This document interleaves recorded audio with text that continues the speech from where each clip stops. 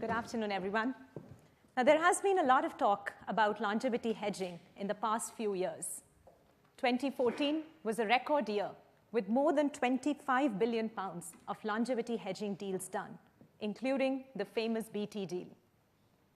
Competitive pricing from reinsurers, innovative structures, and new market players are some of the key drivers for the increased pace of activity in this area, making it easier for pension schemes to access longevity hedges. But, and there's always a but, were all the deals done in the client's best interest? Was this the top risk they should have hedged?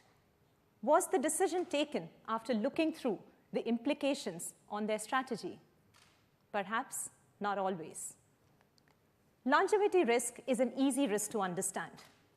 As members live for longer than expected, the scheme has to pay out benefit payments for longer than expected. Now, as it is an easy risk to understand, it is often mistaken to be an easy risk to manage. And we all know that we tend to prioritize tasks that feel easy over tasks that feel difficult. Now, while simple to understand conceptually, trying to measure how long one will live is actually quite a difficult task. And in the absence of a liquid market, an even harder and costlier risk to hedge. A longevity hedging contract is a fairly complex contract, and there are a number of factors that need to be considered. So how can trustees and sponsor decide why, when, and how to hedge longevity risk? Now, taking a step back, longevity risk is one of the many risks that are run by a pension scheme. Typically, and this was referred by Rob earlier, in the initial stages of a pension scheme journey, equities and interest rates tend to dominate the performance of a scheme. As the scheme approaches its end game and has controlled some of these risks, longevity risk starts to play a bigger role. It becomes a bigger part of your risk budget.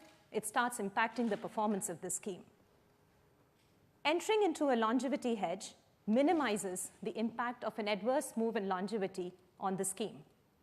It hedges one of the unknown unknowns. But, like other hedges, it also impacts the scheme's funding and investment strategy. It worsens the funding ratio on day one, or it's likely to worsen the funding ratio on day one due to upfront costs. Increase the returns that you require on your assets to meet your full funding objective. Increase the potential collateral requirements, putting further strain on your assets. And introduce new risks, such as counterparty risk to the reinsurer.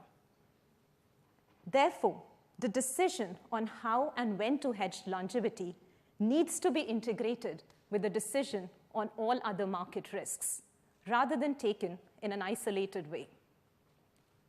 So how can you achieve that? Well, for those of you who are familiar with Reddington, will know the answer or can guess the answer.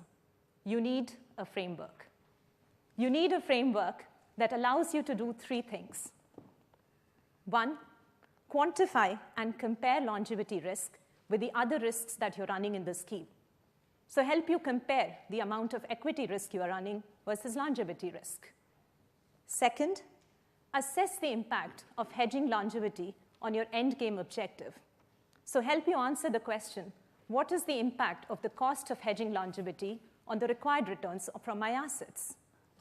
And finally, prioritize your limited governance bandwidth on the item that will have the most impact. So is it more beneficial for you to spend time looking at solutions to hedge interest rate risk rather than longevity risk? Because at the end of the day, while you may feel pressurized to do this, it is precisely the time to zoom out. Longevity risk is just another risk, and it needs to be managed in an integrated way. Thank you.